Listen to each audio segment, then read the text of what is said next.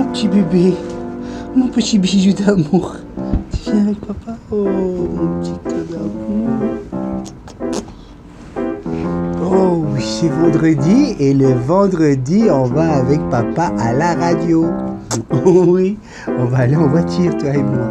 Oui, mon petit cœur d'amour. Coucou toi. Allez, aujourd'hui, j'avais envie de faire une petite vidéo dédicacée spécialement à tous mes abonnés qui sont dans la restauration. Tous mes abonnés qui sont propriétaires de salles de sport, de bars, discothèques, etc. Vous dire à quel point on est solidaires avec vous. Du côté de la France, un couvre-feu à 18 h. On se demande pourquoi. C'est quand même assez incroyable de prendre des décisions comme ça. Alors oui, on nous annonce des chiffres qu'on ne pourra jamais vérifier de toute façon. Et on ne nous laisse plus le droit à la réflexion. On nous infantilise complètement. On n'est plus capable de décider les choses. On n'a plus de libre arbitre. C'est vraiment assez fou, quoi. Dans quel monde on vit à cause de ce virus? Comme si qu'il n'y avait jamais eu de virus. Comme si d'un coup, on est tous devenus hypocondriaques et qu'on a peur de mourir à ce point. On a tellement peur de mourir qu'on n'arrive plus à vivre. Je vais essayer de... Voilà, comme ça, pour que ce soit bien droit. Alors nous, ici, on a toujours le couvre-feu à 21 h à Tahiti. Mais interdiction d'ouvrir les salles de sport. Toi, les discothèques, à la limite, je peux comprendre. Effectivement, la musique est forte, donc on parle fort, on postillonne, etc. Mais les salles de gym, il y a toujours plus d'1 mètre de distance entre les appareils. Et puis en général, on ne parle pas. Puis si on respecte les mesures barrières, si on se lave les mains, si on porte le masque, il est où le problème? On ferme les salles de cinéma, on ferme les théâtres, on ferme tout ce qui peut nous amuser, tout ce qui peut nous occuper, tout ce qui peut nous faire du bien pour la santé, puisque faire du sport, on le sait, c'est bon pour la santé. Tout ça, c'est fermé. Par contre, tous les grands magasins, le métro, tout ce qui va faire gagner de l'argent aux très riches, ça continue. Comment veux-tu que le peuple puisse comprendre ça? Comment tu peux dire à quelqu'un qui a une petite boutique que son travail est non essentiel, ne serait-ce que pour celui qui est propriétaire de cet établissement, aussi petit soit-il? Comment tu peux dire à quelqu'un que ce pourquoi il a travaillé toute sa vie, il a mis de l'argent de côté pour ouvrir sa petite bibliothèque, son petit magasin de jeux vidéo, son petit... Bref, tu lui dis à lui, mais tu sais, c'est pas essentiel, hein. Tu peux crever, toi. Hein. Un peu besoin de toi, hein. Comment on est capable de faire ça? Alors qu'au bout d'1 an, malgré toutes ces soi-disant mesures,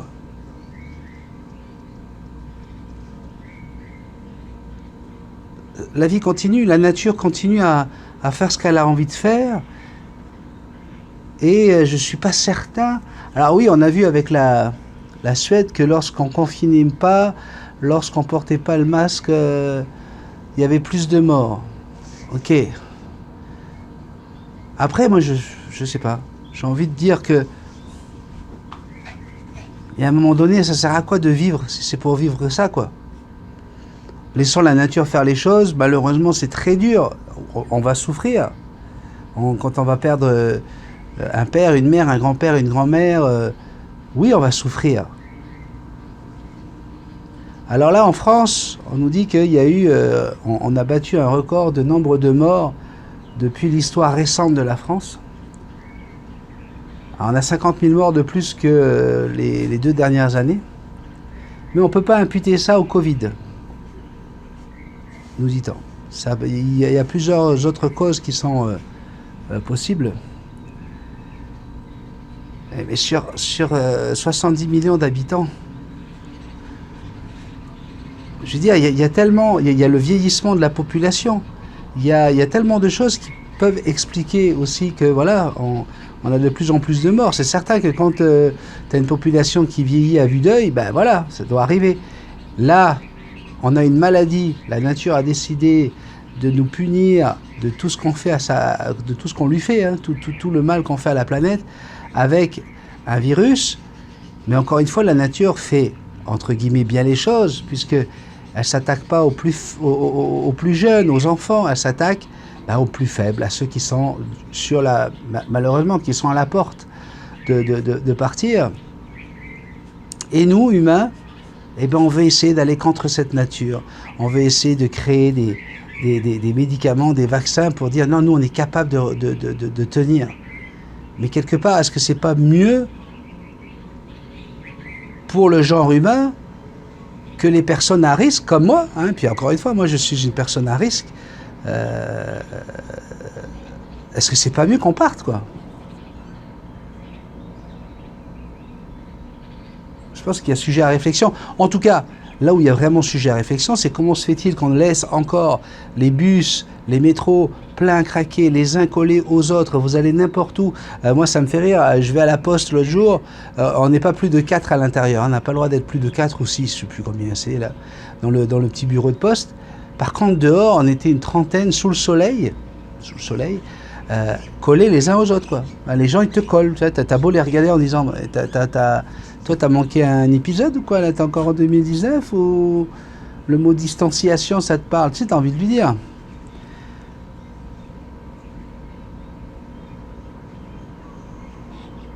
Il y a des incohérences quand même, hein. Il y a des choses qui sont pas claires. Enfin, je sais pas ce que tu en penses, toi. Mais voilà, je voudrais vraiment montrer toute notre solidarité, toute notre sympathie. On pense à tous ces gens qui sont dans la restauration. On sait tous qu'on a des abonnés dont c'est le métier. Mais on vous souhaite vraiment beaucoup de courage. Beaucoup de courage, de tenir bon, de tenir le coup. Et puis l'union fait la force.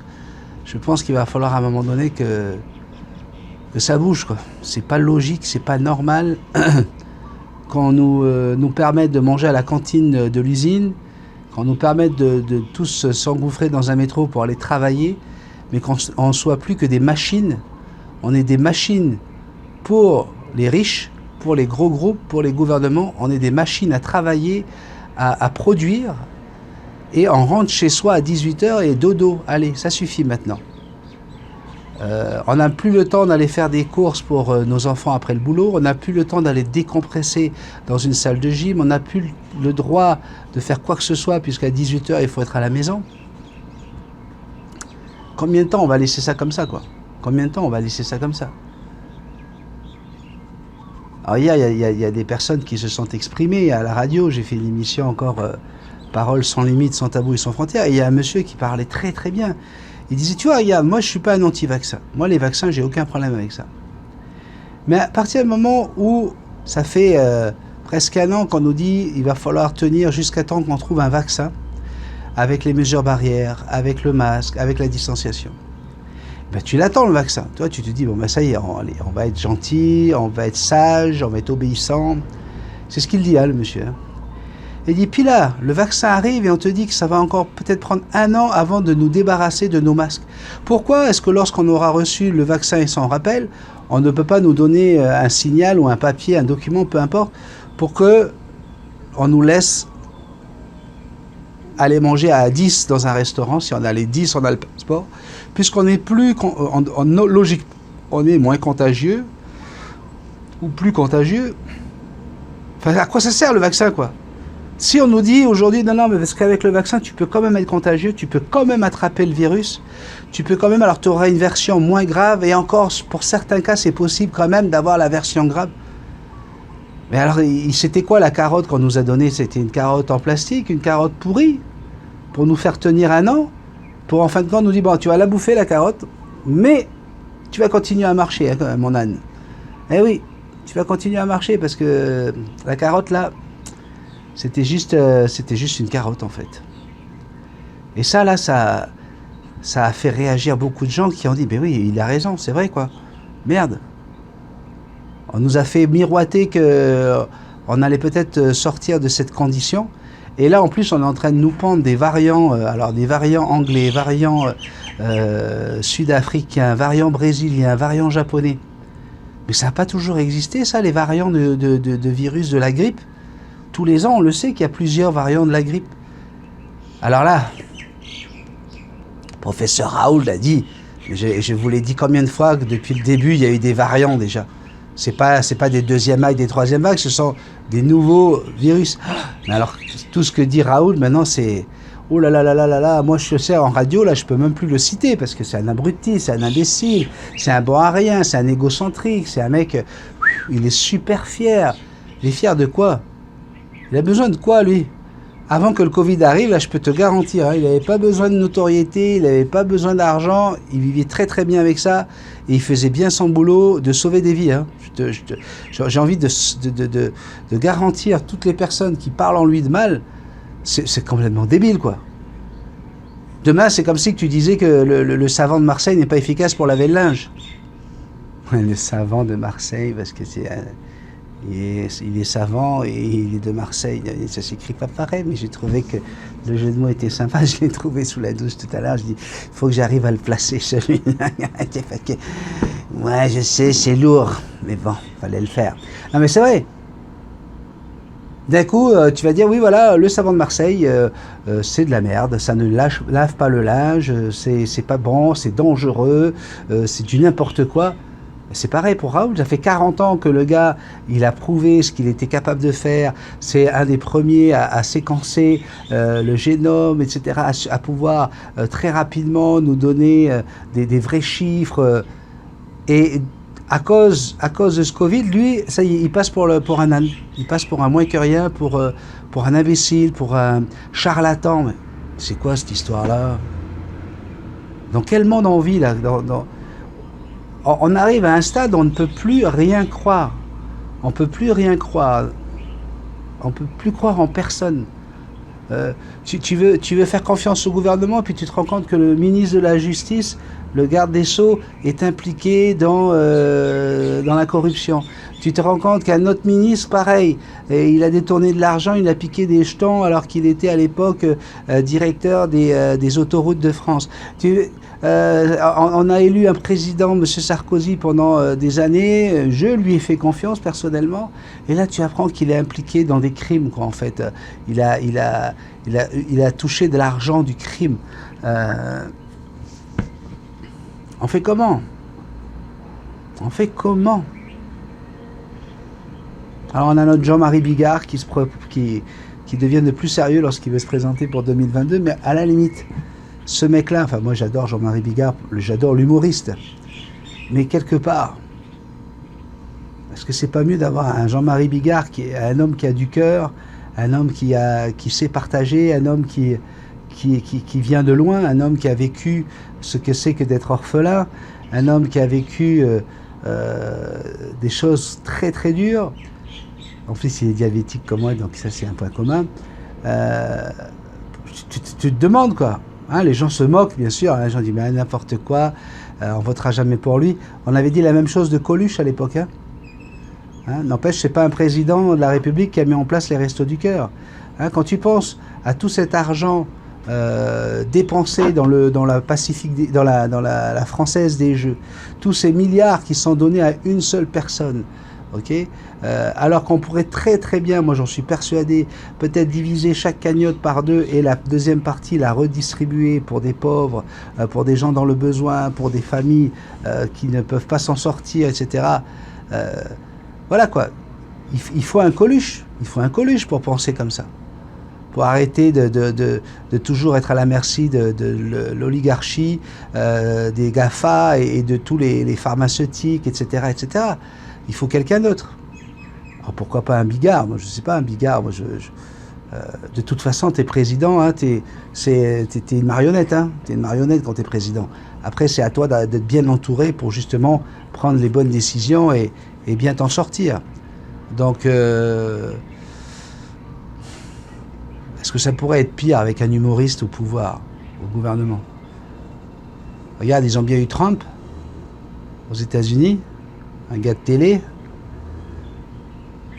et il a remonté le travail, il a fait plein de choses, parce qu'on le casse, hein, c'est facile, hein, quand t'es pas dans le moule, tu te fais tirer dessus par tout le monde, mais s'il y a plus de la moitié des Américains qui ont encore voté pour lui, c'est peut-être que derrière il y a des choses qui ont été faites. Je peux pas croire que plus de la moitié des Américains soient si cons que ça, quoi, soient des abrutis. Parce que, à la limite, on ne sait plus à qui on doit faire confiance. Et les médias peuvent nous faire croire ce qu'ils veulent. Ils veulent te détruire une personnalité, ils te la détruisent constamment, quoi. Et moi, personnellement, je n'ai pas vécu aux États-Unis avec Trump, donc je ne vais pas aller plus loin dans ce que je pourrais dire sur lui.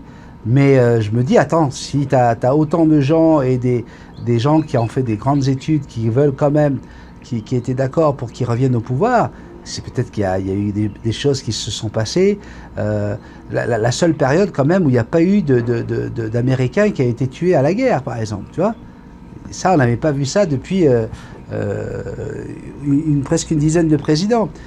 Donc rien que ça, tu vois. Rien que ça, on tombe quand même un peu plus dans l'humanité. Après, oui, c'est vrai qu'il n'a pas de classe, c'est vrai qu'il a fait des gestes et des citations misogynes, mais je suis désolé, quand tu vois le Biden, excusez-moi pour les gestes, hein, monsieur, il est quand même très tactile avec les jeunes filles, hein, j'ai l'impression. Alors, bon, de toute façon, est-ce qu'on peut faire confiance en nos hommes d'État? Je ne sais pas. Ben voilà, un vendredi où je vais faire la fête, comme tous les vendredis, avec les disques à la carte, avec les dédicaces. Les gens vont déjà être en week-end, mais je peux vous dire que c'est très morose là, avec les annonces qu'on a eues du gouvernement. Ça va être difficile de faire remonter le moral des gens. Mais c'est mon métier, qu'est-ce que tu veux que je te dise? Il faut que je le fasse. Cet après-midi, je dois aller chez l'ophtalmo pour ma visite des yeux. Et ensuite, j'ai ma deuxième IRM. Et lundi, j'aurai tout le bilan avec mon endocrinologue. Donc, ça aussi, ça me stresse. Demain, samedi, c'est le tournage avec Polynésie la première pour Jackson. J'ai pas eu la confirmation, mais normalement, ça devrait être bon. Hein, on va croiser les doigts qu'il n'y ait pas quelqu'un qui ait mis les bâtons dans les roues. Parce que ça aussi, ça peut arriver. Mais en tout cas, normalement, ça devrait bien se passer. Puis j'ai une réunion ce soir avec mes frères et sœurs.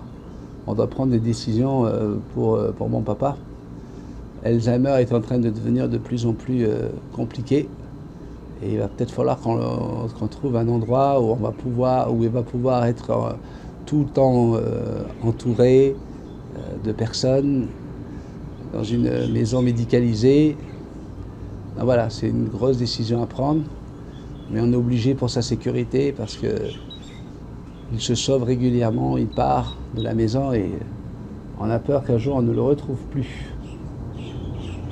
Ben voilà. Un peu compliqué en ce moment, hein, vous l'avez compris. Hein. Ah, je sais que tu as compris, toi. Alors je te fais un gros bisou magique. Je t'aime. À bientôt.